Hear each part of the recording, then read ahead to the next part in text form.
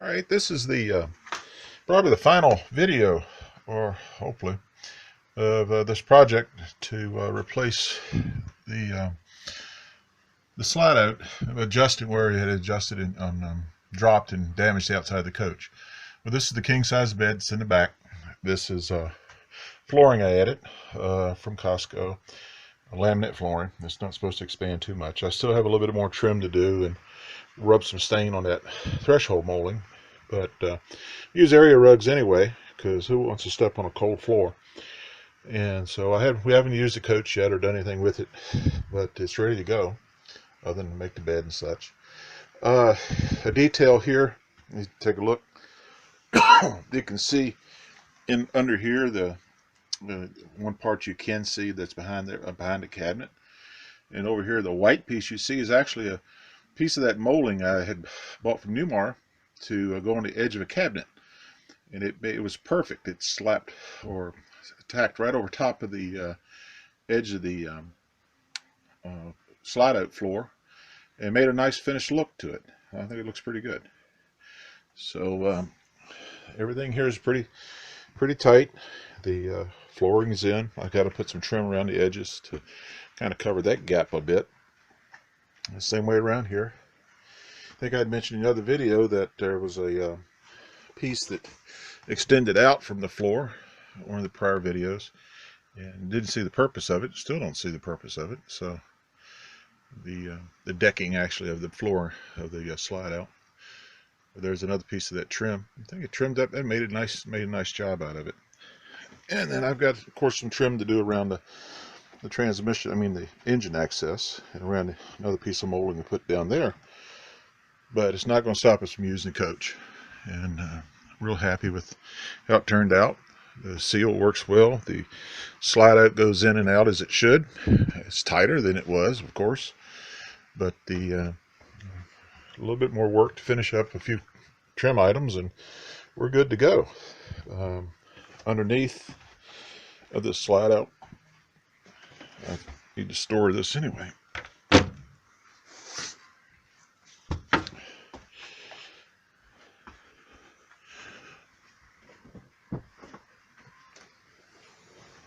I should say underneath the bed.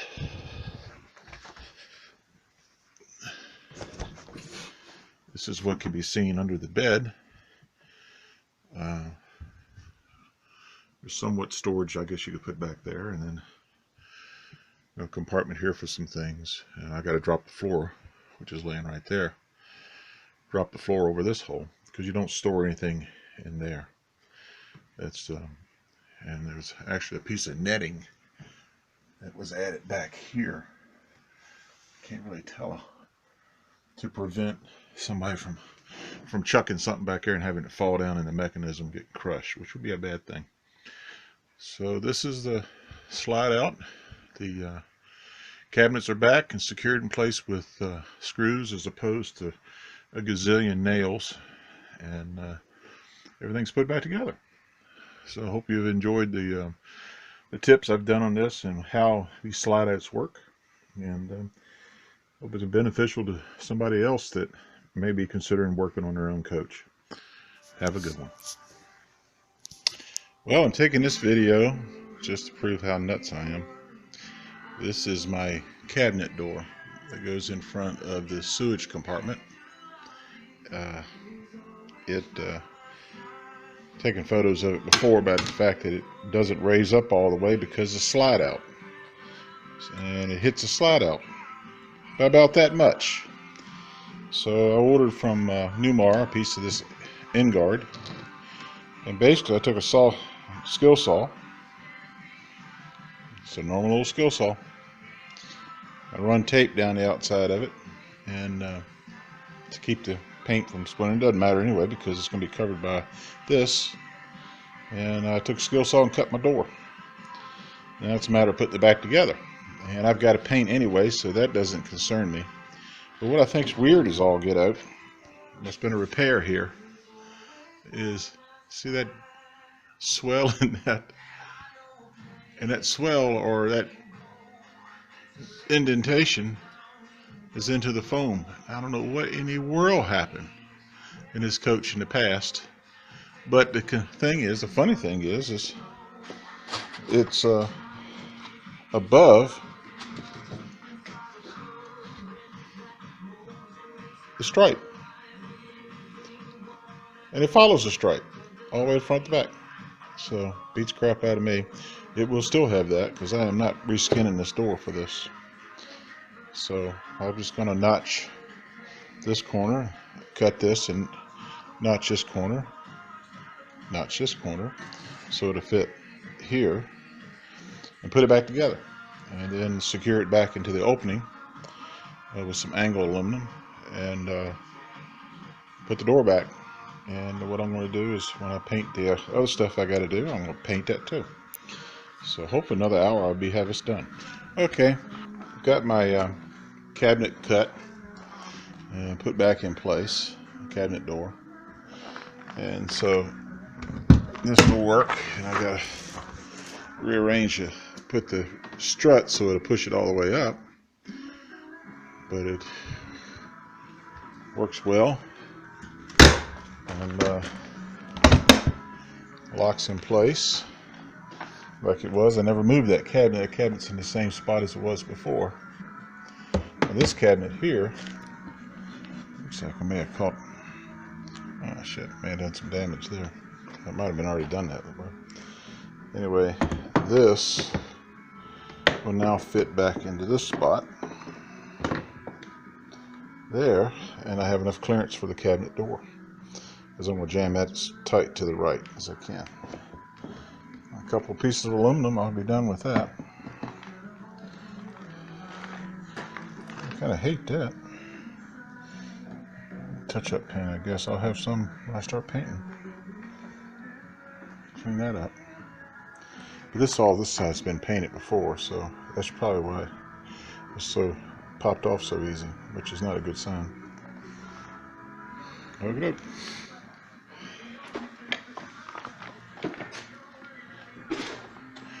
This video is the almost completion, outside of painting, of my reduce the width of the sewer compartment, and this is the finished door that I added edges to. There's the notorious slide out and the issues I got with that. I'm preparing to caulk that joint, so I had to use a piece of board to hold the rubber away so I can caulk that joint all the way down and around the sides. But this compartment has always been too wide. As you see, it overlaps the slide out, in which anybody that does RVing knows that on occasion, often actually, we seem to need to get into this compartment where the valves are at for our tanks. And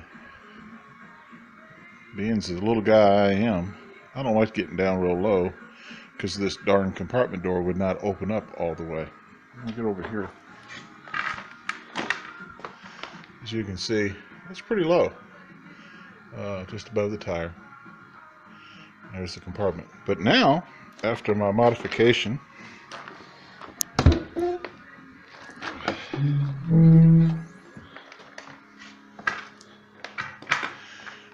my compartment door flops all the way open. So even my little petite 300-pound frame can get to that with ease. I reused the strut mount. I moved it to the opposite side, mounted it to there. And that's the same spot it was mounted previously, but on the opposite side. I retained the multiple position strut mount on the bottom, and it's secured to the steel.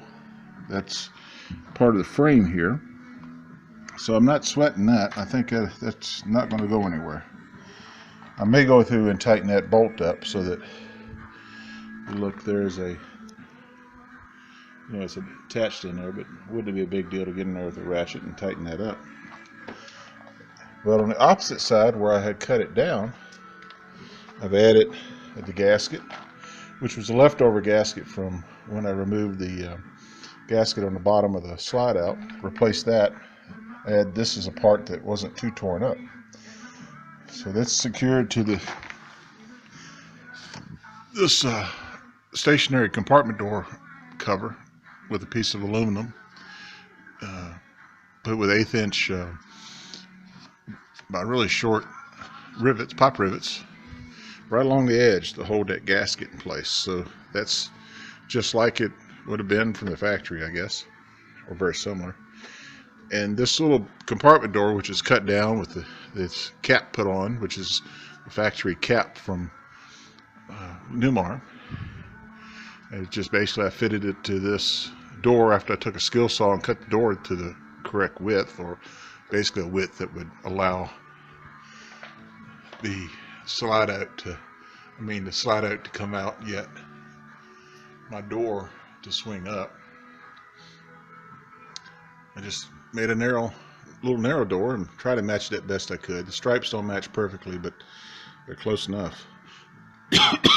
And from the inside, if you take a look, it's held in place with, I don't know whether you can see it or not, 2 pieces of aluminum that I bent at the top to form a inverted L, and the aluminum is secured up with bolts or screws, cell tapping screws up. And then I secured, once I had them in position, I just put the door up, and I had pre-drilled the holes in the back side and put 4 screws back there. I did end up having to shim it a little bit, but that's all right. Well, I can't even see the shim because I got it covered with that piece of aluminum. And on the bottom, it's secured similarly with a piece of aluminum built, bent to an L, screwed to the bottom of the coach, and the L comes up on the back side and holds the bottom of the door in position at the right width, at the right distance from the coach. So it's not going anywhere. This is solid. And I left the gaskets in place, so it does butt up against the gaskets as it would have if it was still a door. So there's a seal there. And then put my new seal, of course, on the side of it with L brackets, and there's a hole in my aluminum right there. To tell you the truth, I'm not going to worry about that a whole lot either. Also, while I'm here, this is something else I did to the newmar control cabinet. It had a large white plastic cover that covered everything, and I found that was I couldn't see anything. If something were to need to be addressed or had a leak or something, it would be it's a real bear. So basically, I reconstructed with 2 pieces of horizontal aluminum back and forth with a piece of wood bracing this. It makes it really solid, and it's so solid that I put a hose hanger there, and I secured a water filter underneath of it, whole house filter, and so my fresh water comes into the right hand side of this filter. I got a Y adapter on there right now. That's the one. Normally I don't use that. There's a check valve on the discharge of that filter to prevent water from blowing backwards, and then there is a pressure regulator mounted over on the right hand side, and I can take that off if I wish and just go straight pressure into the camper. Up here at the top, I just took drilled 2 holes and put a piece of pegboard adapter so I can hang my hose up there, so it doesn't drag around in the filth that might be down in the bottom. And then down the bottom, as you see, all that's the same as everyone else's. Newmar puts a hinge on this so it could go up and down. And I got this Rhino Flex elbow that matches up almost perfectly with the hole in the bottom with my, gray and black water. But I have more room here than I had before. Also, there's my tank clean out mounted there. Maybe make it fancier and put a piece of white plastic in behind it and make it look like something rather than just secured to that piece of wood that actually holds up the black tank pipes. My high and low point drains basically blow right into this compartment, and I did that because that takes care of any kind of hole that I may have in the bottom of the coach. let it go into this compartment, the water when it drains, and of course I can pull the plug, let the water out. So that takes care of, right, for instance, right now, I've taken the winterization out of it, fluid out of it, and I got it can drain right there.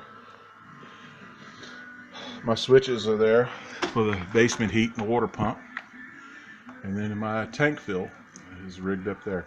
I had to redo some of the plumbing to make all this work out, but I'm real pleased with this. I think this is a definitely improvement over the way the factory was done. It kind of makes more sense to me now and how all this is laid out.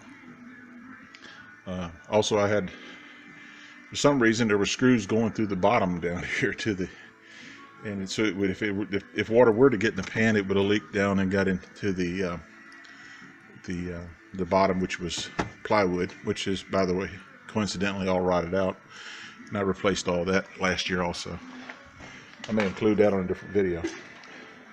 But for now, this is it's dirty. It needs to be cleaned up. I haven't quite finished a few things yet, but that's the business end of a motorhome, the dirty business end of a Newmar, and I think it's typical of most coaches. And the door goes down now, and you can secure it just like any other door. And all I gotta do is, when I paint my other spots, I can paint the edge of the door, and I gotta actually do some painting up here in the front, because I'm not real happy how that looks either. I don't know whether someone painted that or what, but the white shows up badly in that crack. It's the only one I've noticed that on. So I'll probably touch that up when I do it also. Well, that's all for this video.